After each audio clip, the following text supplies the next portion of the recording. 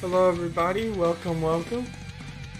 Today, we're just going to be working on my chapter or my story, really, and doing some research and writing. Probably a lot of research more than writing. Uh, yeah, that's pretty much what we're doing. Not too much so far. Hopefully, everybody's having a good day and whatnot, or a good night, depending on where you are located. But we'll come over to our story.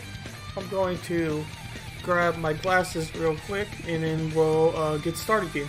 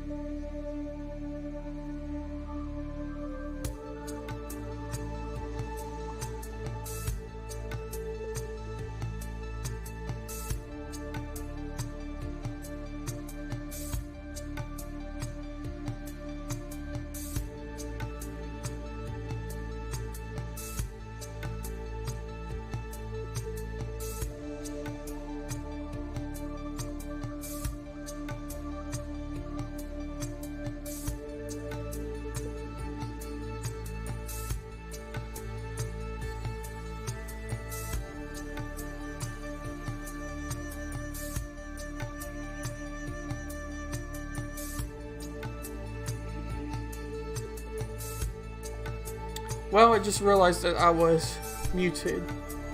So, yay.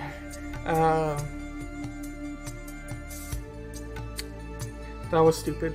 Alright, well, basically what I was saying was, I'm not sure if y'all were able to hear this story because I may have been muted as I was reading this story, but those 2.5, 3 paragraphs are what I've added since the last time I have done a stream over the topic. Right now, what I have highlighted is the thing I want to kind of find some research on, because I have a lot of research as far as the village lives, the peasants' lives, the people that work the farms or work the docks, but I don't have a lot of research for the actual people that lived in the castle, but not royalty within a castle. More of the servants or aides or blacksmiths, jobs that were within the castle walls, but not necessarily considered to be royalty, which is a big distinction. So I want to make sure that I give an accurate detail of those members' lives and things like that. And also, just for everyone that knows, is my plan really is to write out the chapters fully and in just a rough way and what comes to my brain, and then I'm going to come back later and do rewrites of sentences, of paragraphs, of parts of the story and things like that, as well as just general grammar checks and sentence checks and everything that needs to be there for a novel to really make sense, or for a story to really make sense. So this is basically just a really rough sketch of what I plan to do for the story, and I'm going to go back later and revise it a little bit. But I was finding myself doing too many revisions and too many edits, and it was kind of making for a hard time to get in the flow of trying to create a story, because I was just too focused on trying to make it perfect the first time around.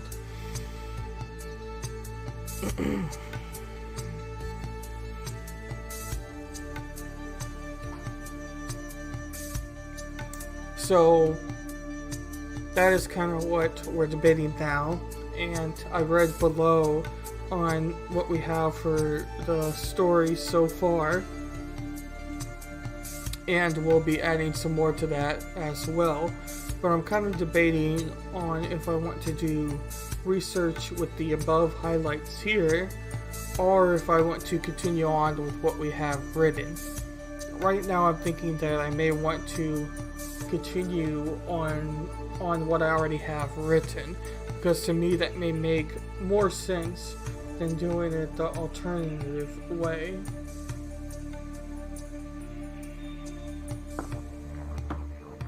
Okay.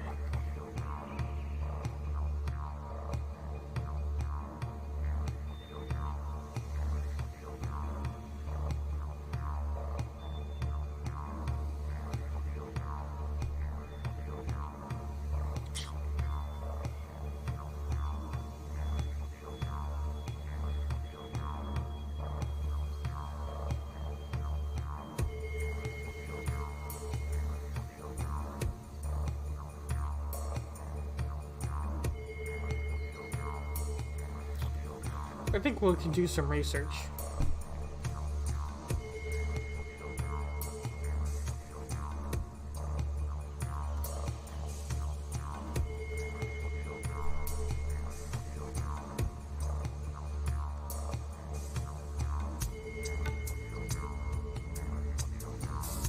Let's see what the BBC says here. That's the first article that got pulled up, but let's see what it has to say.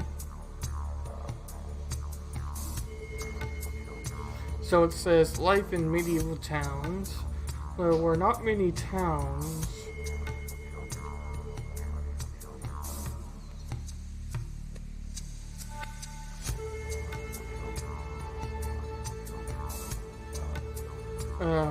Actually, let's move this up here.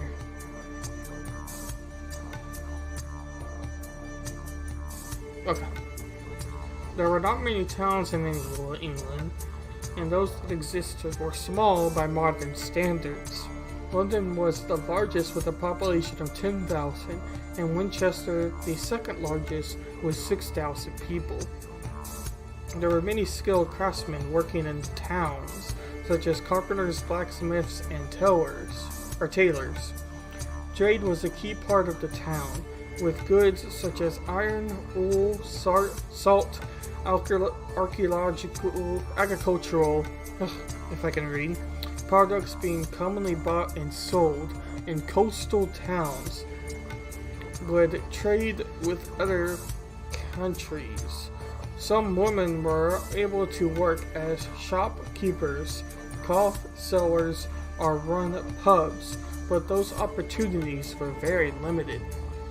Similar to villages, women were also expected to work in the home, cleaning and looking after the family. Towns were often unhygienic because of the large populations and lack of proper sanitation. Modern toilets and plumbings were a long way in the future, and the waste was thrown into the streets. Animals such as pigs and sheep roamed, and butchers often threw wasted meat into the streets or rivers. These unnecessary conditions contributed to the spread of disease, such as the Black Death. Following the Northern Conquest, castles were built across England to provide protection for William's soldiers and serve as a warning to local populations, who may have been angry about their presence. Wooden moat and valley castles were replaced over time with imposing stone castles, normally built on high ground overlooking a town. Nobles who lived in the castles would hold feasts in the great hall, often serving animals that had been hunted in nearby woods, such as deer and boar. There would be a number of people who worked and lived in a castle, including servants, cooks, and soldiers. So that told us a little bit of information, not a whole lot of information, but a little bit, as we'll wait for a second one to pull up here.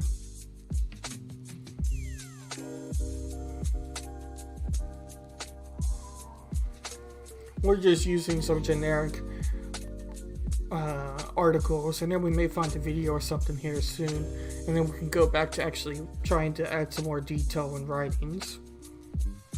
But we're just waiting for this to load real quick.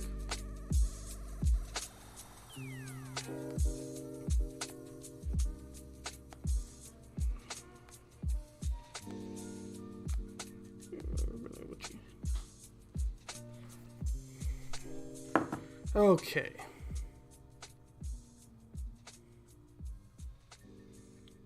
I'm just scanning through this, or scanning through it.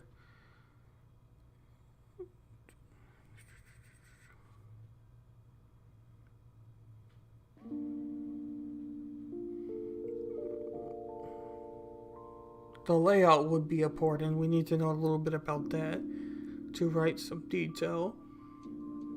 So we'll read this section here soon.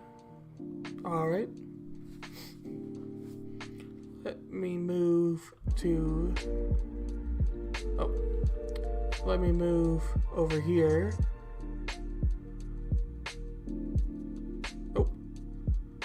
Oh my gosh.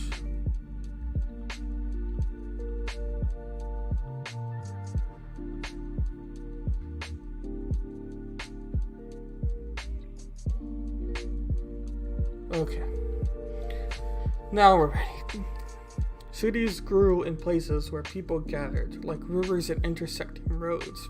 Had to be near steady water supply to provide for citizens' drinking, washing, and sewage disposal needs. At times, monasteries and castles splurged the emergence of towns and cities. The typical layout of a medieval city included large structures not far from defensive walls, were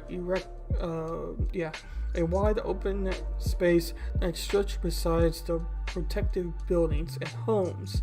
Normally located in the southeast, the walls had towers and moats. Cities flowed in a circular route. Because of the limited space, houses ended up in clusters, some even huddled together. Two houses would face each other on opposite directions. It was normal for second stories to jut out. Residents adopted this building style to have room for more spaces. The mentioned roads were so narrow, so builders had to make sure the size of the first floor did not approach upon the public's right of way. In effect, streets were dark, steep, sloping, irregular, tunnel-like, and sometimes difficult to navigate. Many medieval houses were made from wood and would catch fire. Fire was one of the most daunting problems cities had to face in medieval times. Then, since the majority of residents were made from light materials. Medieval cities were similar, dirtier, and less functional than modern-day cities. The layout of medieval cities was similar to the layout of modern-day cities. The population in medieval London varied from 8,000 to 100,000, quite a difference. Buildings in medieval period were large and impressive, such as churches and manors. Everyone kind of knows that from imagery and TV shows, really. But yeah, medieval guild halls were a place of refuge in times of emergency for medieval people. Medieval cities often had walls that surrounded them and could have moats. Medieval cities often had defensive capabilities with murder holes and walkways.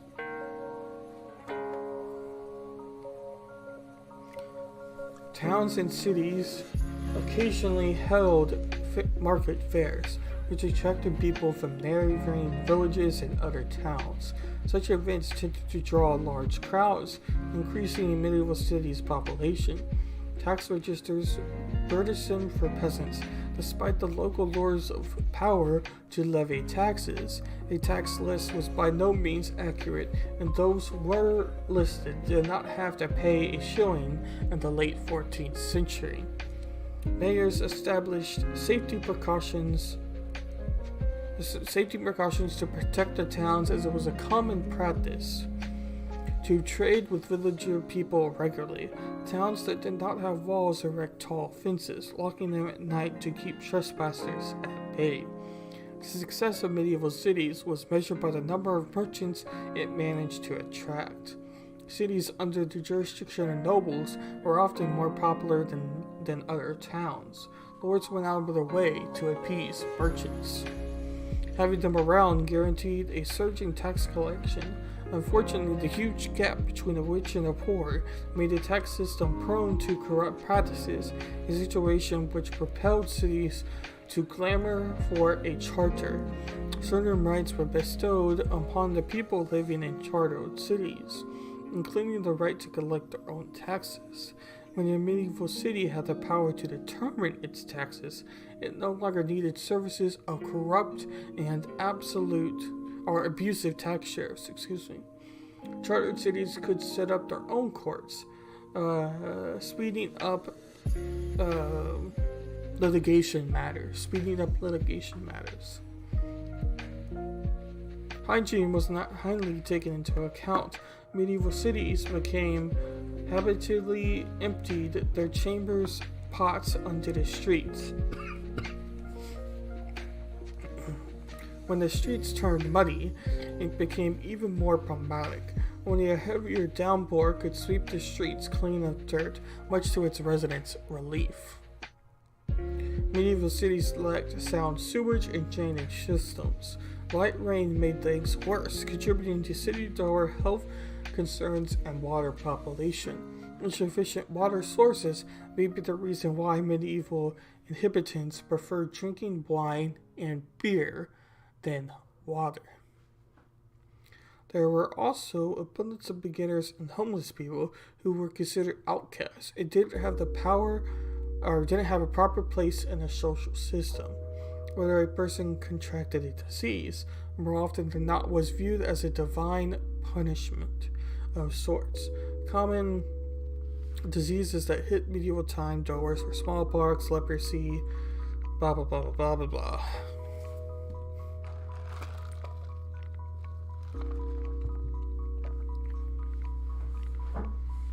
Alrighty.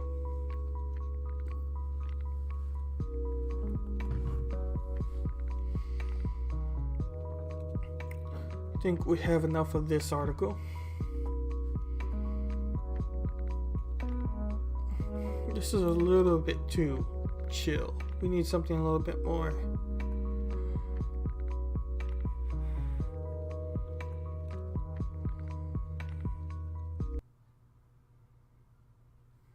A little bit more uppity. Let's try this one.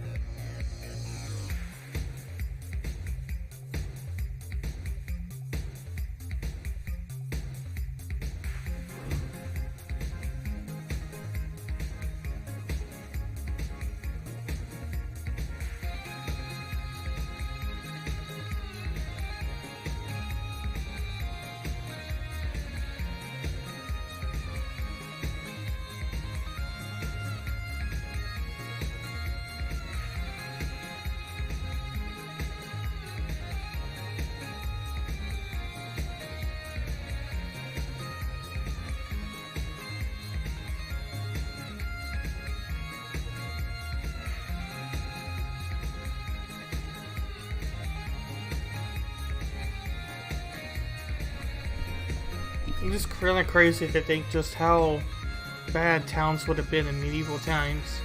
Just how insanely gross it was. And in the basic research, you don't even have to get that far in your research.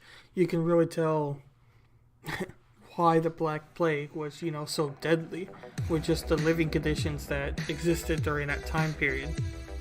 Just, it was brutal.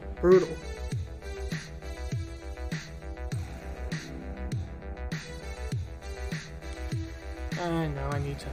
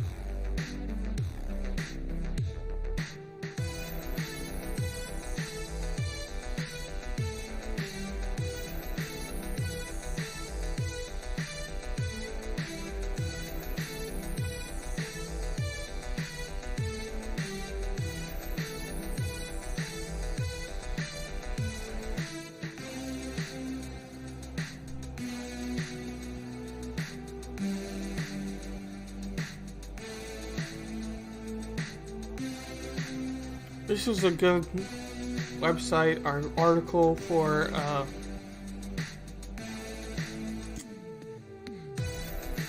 basic research on topics that will eventually be covered, but not anything that we are going to be not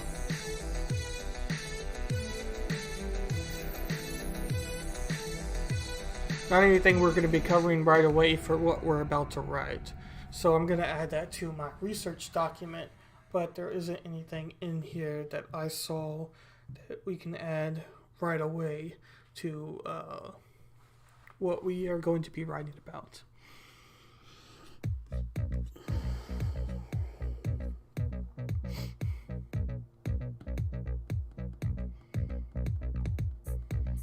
If it loads.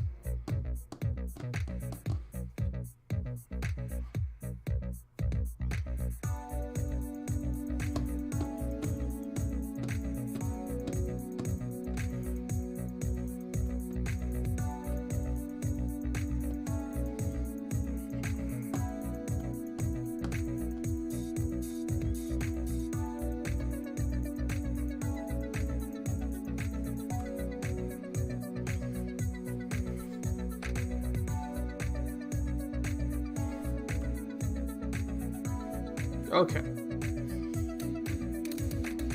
So we're gonna find a video real quick, and then we should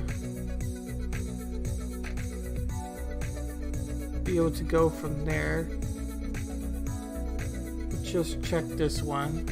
I haven't watched these videos yet, but I'm sure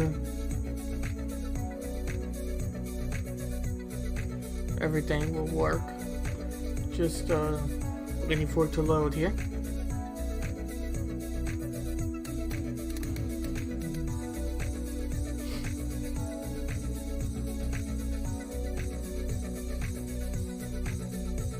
In a previous video, we looked.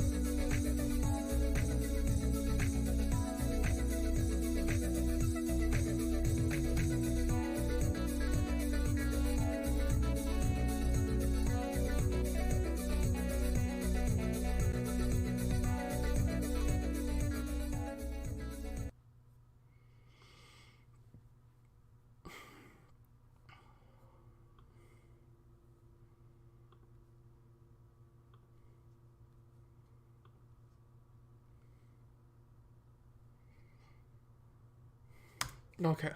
Looked at medieval housing and realised that during the early medieval period, housing was extremely primitive for the vast majority of peasant people.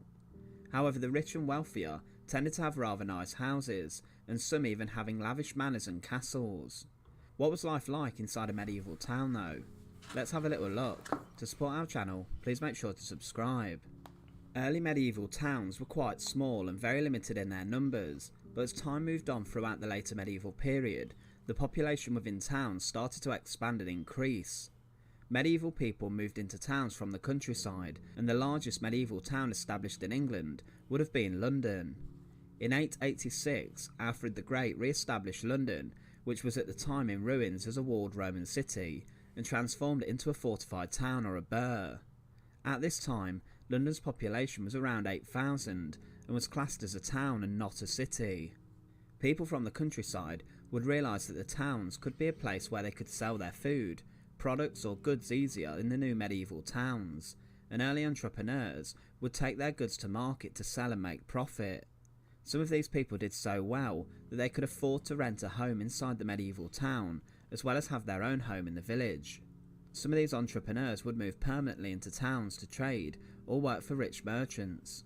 It was considered in the countryside that life was better in the towns due to the more available services, and also there were more varied jobs and entertainment was available. Initially, medieval towns were created by wealthy barons or lords, who would own large plots of land. This land was usually gifted to them by the king, and the lord would provide services and money to the king in return. The lords would realise that establishing medieval towns was a very good money maker, and they could charge high rent for the properties they would own and build within the town. With Volkswagen, any choice is a smart choice. More vehicles are arriving all the time. I should probably They get. could also impose a tax on I should probably get YouTube Premium without the ads, with as much as I use YouTube. But I just don't have it. But we'll continue this. people to collect a percentage of profits that were made from selling goods inside of the town. But how did these towns get their names? Many of them derived from the previous Roman names of the town. Other towns were named after lords or barons who created them, or some were named after natural features nearby, such as river crossings or so on. One important part of the town, though, was the rules and laws on how the town was governed and run. Each town created their own rules, which sometimes was an issue, as what was legal in one township wasn't always legal in another. They all tried to keep the town clean and tidy to attract visitors, even if they did adhere to slightly different standards. The inhabitants of the town would get together and write out the rules, and some would go even further. Some established guilds of tradesmen who would control the quality of goods and products produced. This ensured that different tradesmen who specialised in one area would all be producing high quality goods. This could then generate more money for the town. Bigger and more complex towns would also set up councils to help run the town, and official positions such as the mayor were created during this time. Local courts would also be established to deal with any crimes or disorder. Some medieval towns would even set up hospitals which were based upon charitable donations. These would then take care of the elderly and the sick. Also, a town hall was usually present, which was known as a guild hall. This would be an administrative base for the town, where all the rules and regulations were made and upheld. Medieval shops were workshops, open to the streets for customers, with the craftsmen working in the house above. At this time, very few people could read, so shop signs were usually a visual model of the craftsman's trade, so it was easy for people to understand what was being sold. People of the same trade often worked in the same street as well. The streets were rather narrow, busy and extremely loud too. The town crier would cry. I'm going to get the laundry real quick, but I will be back. Out. So stay tuned on that and catch you in a bit. Let's see, we'll do something a little bit more uppity for our break.